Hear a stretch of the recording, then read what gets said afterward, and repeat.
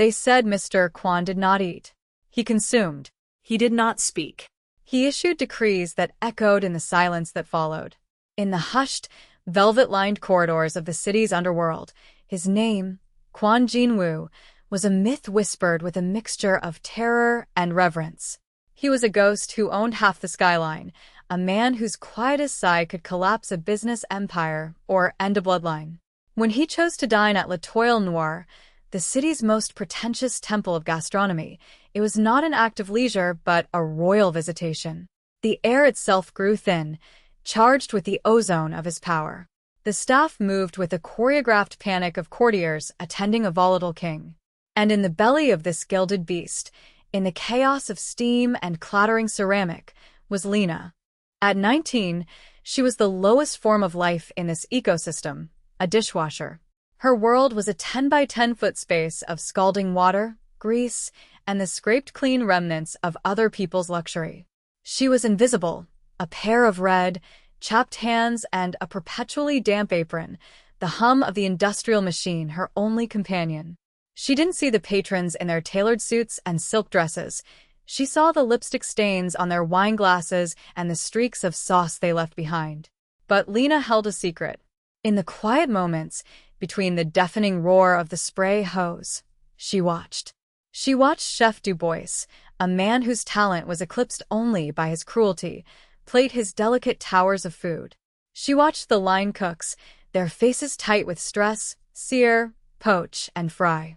She absorbed it all, not with ambition, but with a deep, instinctual understanding that felt more like memory than learning. She knew the smell of a perfect sear, the sound of a sauce reducing at the right temperature, the subtle shift in texture that meant a piece of fish was cooked to translucent perfection. It was a language she understood better than the dismissive French commands that flew over her head. Tonight, the language of the kitchen was fear. Mr. Kwan was here.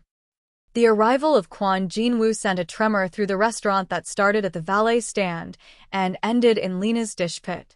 The usual controlled chaos of the kitchen sharpened into a blade of pure, high-pitched anxiety. Chef Du Bois, normally a pompous tyrant, became a jittering nerve ending in a tall white hat.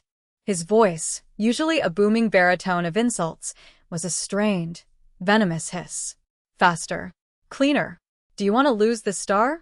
Do you want to lose your jobs? He spat, his eyes darting towards the swinging doors that led to the dining room, as if he could see Mr. Kwan's aura bleeding through the wood. Lena felt the tension in the vibrations of the floor. The plates came back faster, barely touched, as if the diners themselves were too nervous to eat. She worked with a steady, rhythmic grace, her hands plunging into the hot, soapy water, scrubbing, rinsing, and stacking with an efficiency that made her invisible. To be noticed in this world was to be a target. Invisibility was survival. She could hear the orders being called, a frantic symphony of French culinary terms. Then came the one that made the whole kitchen pause. A single order for Table 7, Mr. Kwan's table. A 55-day dry-aged porterhouse, served blue. It was the restaurant's most expensive, most difficult cut, a piece of meat that required more intuition than technique. The steak chef, a young man named Philip with more bravado than skill, visibly paled. He had messed up the temperature on 2 steaks already that night. This was not a steak you could get wrong. Not for him. Chef Du Bois stood over Philip's shoulder, a hawk waiting to dive. Perfect, Philip. Not rare. Not raw. Blue. A cool heart. Do you understand? Philip's hands trembled as he seasoned the magnificent cut of beef. He placed it on the grill, and the resulting sizzle was so loud it seemed to suck all other sound from the room. A minute passed. Then 2. Du Bois was screaming about the garnish. And in that moment of distraction, a flare-up. A lick of flame kissed the steak for a second too long, charring the fat, sending a plume of acrid smoke into the air. Philip froze. His face went from pale to ashen. He had ruined it. He had ruined a $400 steak meant for the most dangerous man in the city. Without a word, he ripped off his apron, threw it onto the floor, and walked out the back door, disappearing into the night. The kitchen fell into a silence, so profound it was louder than the previous chaos. Every eye was on the ruined steak, a symbol of their collective failure. Chef Dubois's face was a mask of pure, unadulterated fury, his knuckles white where he gripped the stainless steel counter. "Imbecile," he breathed, the word like a puff of poison. He kicked the abandoned apron. The order was still live. The ticket machine still held the slip for Table 7, a ticking bomb. The sous chef was a saucier, brilliant with liquids but clumsy with meat. The grill cook was a teenager who could handle burgers and not much else. They were paralyzed. Dubois looked around, his eyes sweeping over his staff with contempt. "Does anyone know how to cook a steak?" His question was rhetorical, an accusation aimed at their incompetence. He was already planning his apology, the groveling he would have to do. The restaurant was finished. And then, a voice, quiet but clear, cut through the tension. "I do." Every head turned. Lena stood by the entrance to her dish pit, her hands dripping soapy water onto the grimy floor tiles. She had wiped them on her apron, a gesture of nervous habit. She looked small, out of place, a ghost stepping out of the steam. Chef Dubois stared at her as if she had grown a second head. A slow, mocking smile spread across his lips. "You? The dishwasher?" He let out a short, ugly laugh. "What are you going to do? Boil it?" The other cook snickered, the release of tension making them cruel. Lena's face burned with humiliation, but she held her ground. Her voice didn't waver. "My grandmother taught me. She cooked for 30 years. I know how to do it."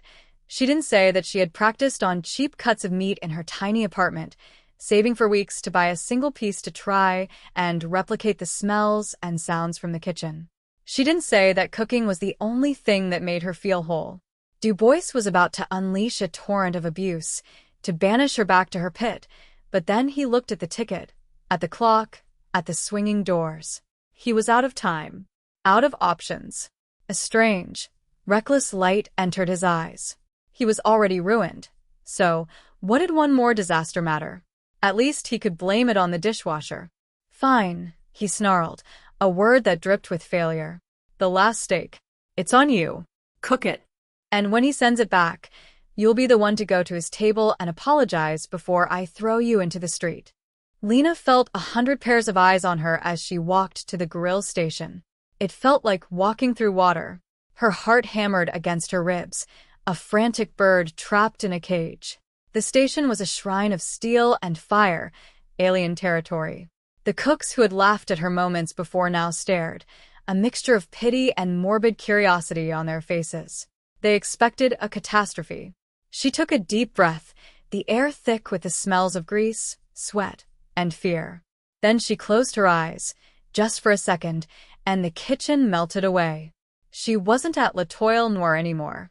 She was in her grandmother's small, warm kitchen, the scent of thyme and garlic in the air, the sound of a cast-iron skillet heating on the stove. "The meat tells you what it needs, baby girl," her grandmother's voice echoed in her memory. "You just have to listen." She opened her eyes. The fear was gone, replaced by a profound, almost sacred focus. She picked up the last porterhouse. It was cold and heavy in her hands, a perfect thing. She didn't use the restaurant's complicated spice blends. She reached for the basics: coarse salt, cracked black pepper. She pressed the seasonings into the flesh with firm, knowing fingers, a gesture that was both tender and confident. She placed the steak onto the hottest part of the grill. The sizzle was different this time, not an angry hiss, but a deep, satisfying song. She didn't use a timer. She used her senses. She watched the way the fat rendered, the way the muscle fibers tightened. She listened to the pitch of the sizzle. She could feel the heat radiating from the steel, could almost see it cooking the meat from the outside in. Then she did something that made the sous chef gasp. From the garnish station, she took a single, fresh sprig of rosemary. But she didn't place it on the steak. Instead, she found a small knob of unsalted butter and, in a tiny, searing hot pan, she made a quick brown butter, bruising the rosemary into it until its piney, resinous scent bloomed. It was a technique of poverty and love, something her grandmother did to make cheap ingredients taste rich. Just before plating, she brushed the steak with the faintest whisper of the infused butter. It wasn't on the menu, It was a secret signature. A memory. She plated it simply, letting the magnificent piece of meat stand on its own. She slid the plate onto the pass. Chef Dubois stared at it, his face unreadable. He didn't say a word. He just nodded to the waiter, who whisked it away into the silent dining room. The kitchen held its breath. The 10 minutes that followed were the longest of Lena's life. The usual clatter and noise were gone, replaced by a heavy, expectant silence. Every cook, every server, every busboy was waiting for the inevitable explosion. They were waiting for the plate to be sent back, for Mr. Kwan's quiet fury to descend upon them all. Chef Dubois paced back and forth like a caged animal, his face pale and slick with sweat. He kept glancing at Lena, his expression a cocktail of rage and disbelief. He had already decided to fire her, but now he was simply waiting for the justification to be delivered on a silver platter. Lena returned to her station, her hands moving on autopilot as she loaded a rack of glasses. The steam felt comforting, a familiar veil to hide behind. But she couldn't hide from the silence. It pressed in on her, suffocating. In the dining room, the steak was placed before Kwon Jin-woo. His second-in-command, a sharp-eyed young man named Min-jun, watched his boss with hawk-like intensity. Min-jun saw everything as a potential threat, and an unsolicited deviation from the menu was a glaring red flag. Mr. Kwon picked up his knife and fork. The utensils were heavy, ornate silver, but he held them with an unexpected delicacy. He sliced into the steak. The knife went through with almost no resistance. It was a perfect blue, a deep, cool, purple-red heart with the barest of seared crusts. He lifted the small piece to his mouth. He chewed once. Twice. Then he stopped. His eyes, which were usually cold, distant points of black, seemed to lose their focus. He wasn't in Latoil, nor anymore. He was somewhere else entirely, a place 50 years in the past. The taste, the salt, the pepper, the beef, and underneath it all, the ghost of browned butter and rosemary, was a key unlocking a door in his memory he thought had been sealed forever. Min-jun leaned forward slightly. "Is there a problem, sir?" Mr. Kwon did not answer. He placed his fork and knife down carefully, precisely on the plate. He looked up, his gaze cutting through the opulent gloom of the restaurant, straight towards the kitchen doors. His voice was quiet, yet it carried across the room, silencing the few remaining whispers of conversation. "Who cooked this?" The waiter, trembling, stammered. "Chef Dubois, sir." Mr. Kwan's eyes narrowed. "No," he said, the word as final as a death sentence.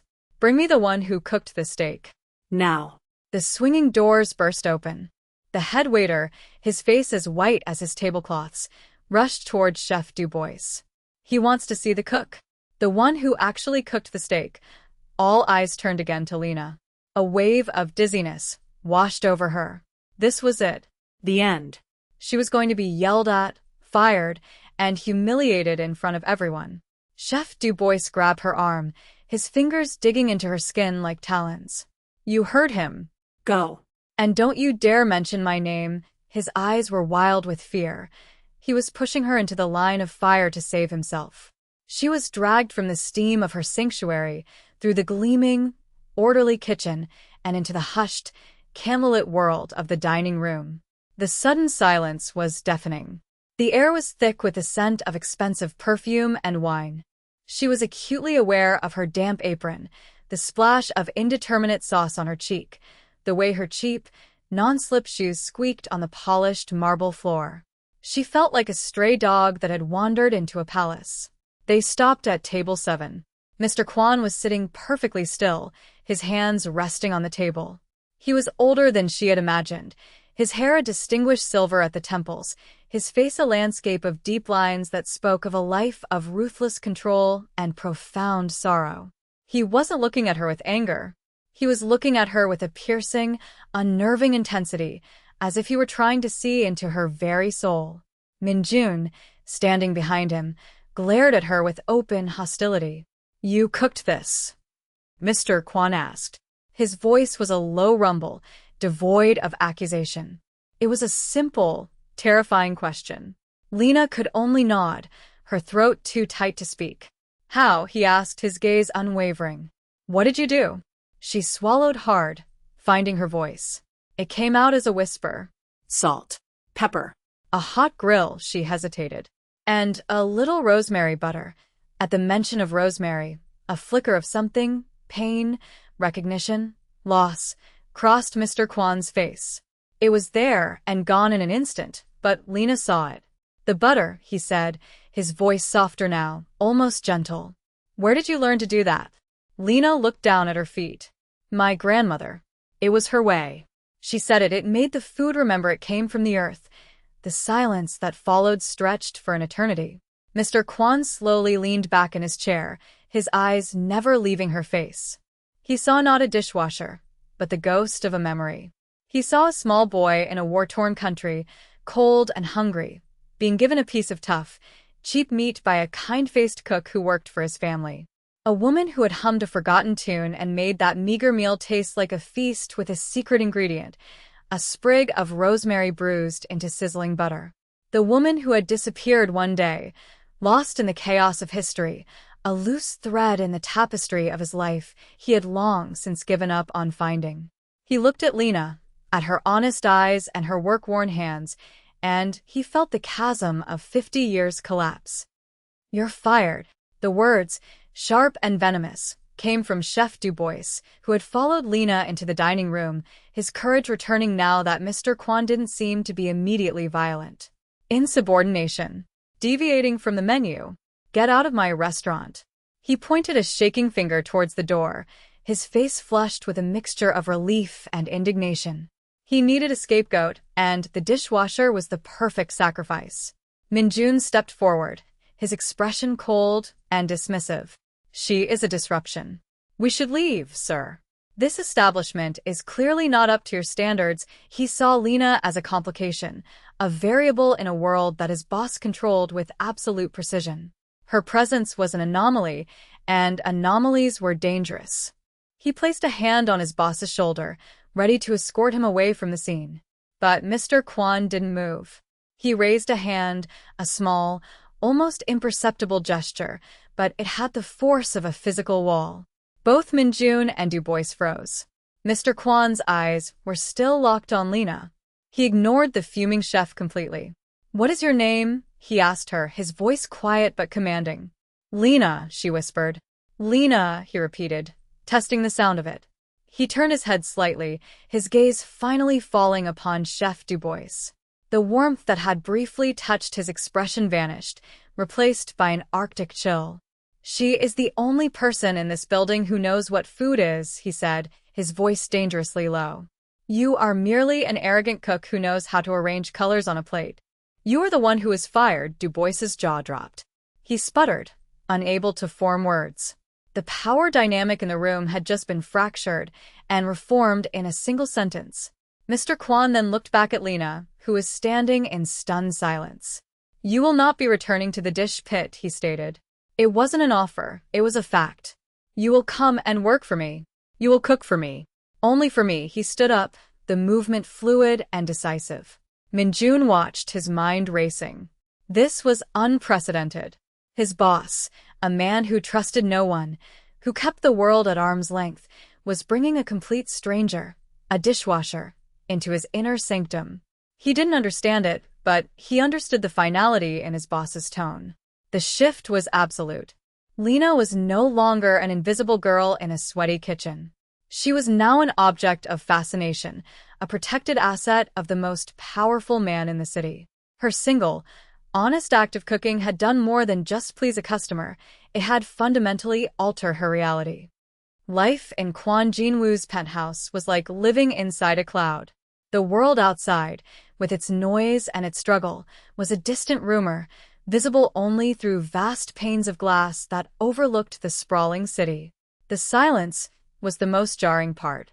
After years spent in the constant roar of the dish machine, the quiet of the marble-floored apartment felt vast and unnerving.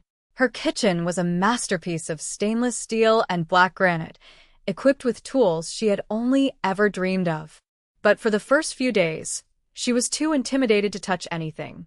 Mr. Kwan, or Jinwoo, as he insisted she call him in the privacy of his home, was a creature of habit. He left early, a silent shadow flanked by the ever-watchful Minjun, and returned late. Her only instruction was to have dinner ready for him at 9. He never specified what he wanted. "Cook what you feel," he had told her. "Cook what has a story," so she did. She started simple, making the foods of her own memory. A slow-cooked brisket that reminded her of Sunday afternoons. A rich, savory stew her grandmother used to make on cold nights. She used the rosemary butter sparingly, intuitively, as if it were a secret ingredient meant only for special occasions. Each night, Jin-woo would eat in silence, his expression thoughtful, sometimes distant. He was not the fearsome mafia boss here. He was a man weighed down by his own life. After dinner, they would sometimes sit in the living area, the city lights twinkling below them like a fallen constellation. And he would talk. He told her of his childhood, not in a torrent, but in small, carefully curated fragments. He spoke of a Korea that no longer existed, a country of rubble and resilience after the war. He spoke of a large, cold house where he was a lonely boy, his parents too busy rebuilding their fortune to notice him. And he spoke of the cook. Her name was Bae Sumin. She was the only warmth in that cold house. "She was your grandmother, Lena," he said one evening, his voice heavy with the weight of the confession. "I am certain of it. After my family consolidated power, there were enemies. Threats. One day there was an incident. A fire. In the confusion, she was gone. We were told she had perished. I was a boy. I could do nothing." He explained that her grandmother, pregnant and widowed, had managed to escape, using the chaos as cover to flee a dangerous situation. She had made her way to America with the help of a church organization, changing her name to build a new, safe life, cutting all ties to the past that had nearly killed her. Lena listened, her heart aching for the grandmother she had known and the young woman she had been. The stories her grandmother had told her of a hard life back home suddenly took on a new, terrifying dimension. The steak was not just a meal. It was a message sent across 50 years and an ocean, a taste of a shared history she never knew existed. It was the flavor of survival, of a connection that violence and time could not sever. One evening, Jin-woo received a call. His expression, usually so controlled, tightened into a mask of cold fury. Minjun appeared at his side moments later, speaking in low, urgent Korean. There was a problem, a betrayal within his organization. A meeting was required, a show of force, the kind of meeting that had built his legend. As he prepared to leave, he paused at the door and looked back at Lena, who was standing by the kitchen island, a silent witness. For the first time, she saw the full weight of the violent world he commanded settle back onto his shoulders. He looked older, wearier. "I have to go out," he said, his voice flat. "It may be late." She simply nodded, but then she did something unexpected. She walked over to him, her steps sure and quiet on the marble floor. "Be safe, Jin-woo," she said softly. It was the first time she had used his given name with such easy intimacy. He looked down at her, a flicker of surprise in his dark eyes. In his world, people showed him fear and deference, not genuine concern. Her simple words were a shield against the coldness he was about to step into. He gave a curt nod and left. Lena spent the next few hours in the kitchen, not cooking a meal, but a single, perfect dish. A rice porridge or juk. It was the simplest of foods, something a mother would make for a sick child. Something her grandmother had made for her whenever she felt lost or afraid. She infused the broth with ginger and ginseng, letting it simmer for hours until it was a creamy, restorative essence. It was a dish of healing, a quiet prayer for his safe return. When Jin-woo finally came back in the early hours of the morning, he looked exhausted. The shoulders of his impeccable suit seemed to carry an invisible weight. There was a small, almost imperceptible cut on his cheekbone. He walked into the apartment and stopped, the comforting, clean scent of the porridge cutting through the metallic tang of the night's business. Lena was waiting, a single bowl steaming on the table. He sat down without a word, and she placed it before him. He picked up the spoon. With the first taste, the tension in his shoulders seemed to melt away. This was not food for a king or a gangster. This was food for a man. It was nourishment for the soul. He looked across the table at her, and the chasm between their two worlds, the quiet dishwasher and the feared crime lord, seemed to disappear entirely, bridged by a simple bowl of rice. A week later, Jin-woo made a reservation at L'Etoile Noire. "We're going to dinner," he announced. When he said "we," Lena felt a jolt of anxiety. Returning to that place felt like facing a ghost. "You will not be going as a cook," he said, seeing the fear in her eyes. "You will be my guest that evening." He presented her with a box. Inside was a simple but exquisitely tailored dress of deep sapphire silk. It felt alien against her skin, used to the rough cotton of aprons and worn-out jeans. When she emerged, Jin-woo was waiting, dressed in a dark, perfectly cut suit. He looked at her, and for the first time, his gaze held something more than memory and respect. It held a quiet admiration. Min-jun drove them, his eyes in the rearview mirror betraying his continued confusion, though it was now tempered with a grudging respect for Lena. He had seen the profound effect she had on his boss, how she had managed to soothe the storm in him that had raged for 50 years. They walked into L'Etoile Noire, and a hush fell over the dining room. The staff, now under a new head chef since Du Bois's unceremonious dismissal, froze. They saw not the dishwasher they had once mocked, but a poised, beautiful woman on the arm of the most powerful man in the city. They were seated at table 7, the very same table where their lives had collided. The new chef came out to personally take their order, his hands trembling. Jin-woo waved him off. "Miss Lena will be ordering for us tonight," he said, his voice carrying easily through the silent room. He then announced his second purpose for being there. He had bought the restaurant. The papers had been signed that afternoon. The staff stared, wide-eyed. He wasn't finished. "It is a gift," he continued, turning to Lena. "It is yours." Lena's breath caught in her throat.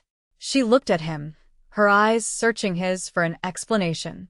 "This place," he said, his voice low and meant only for her, "was built on arrogance and fear.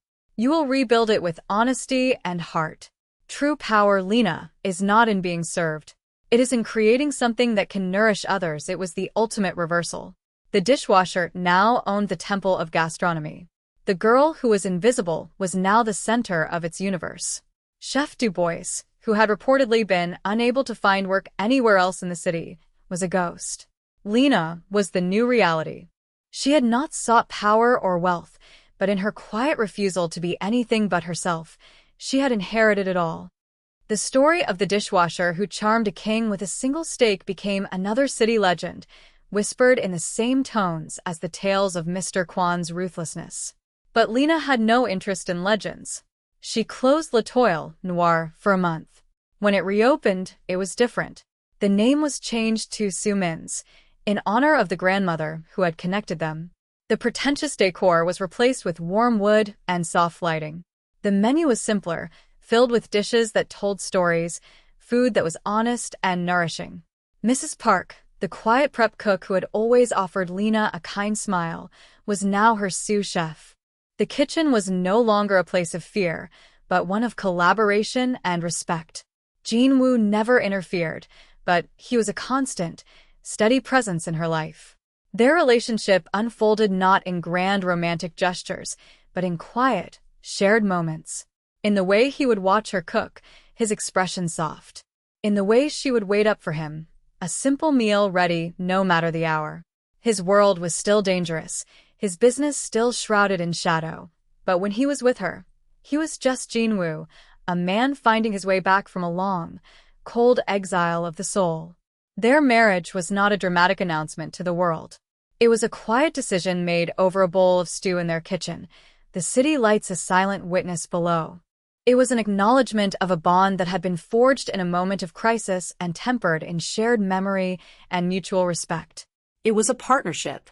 He offered her safety and the freedom to pursue her passion. She offered him a sanctuary, a taste of the humanity he thought he had lost forever. One evening, months after they were married, Jin-woo came into the kitchen at Sumin's after a long service. Lena was tired but glowing, her face smudged with flour. He didn't say anything. He just came up behind her and gently took the dish towel from her hand. He turned her around to face him, his hands framing her face, his thumbs gently wiping away the smudge of flour. "My grandmother used to say that every meal is a chance at redemption," Lena said softly, looking up at him. Jin-woo's eyes, so often guarded and cold, were filled with a profound warmth. "She was right," he murmured, before leaning down to kiss her. It wasn't a kiss of passion, but one of deep, abiding gratitude. A kiss that tasted of rosemary and memory and the quiet promise of home.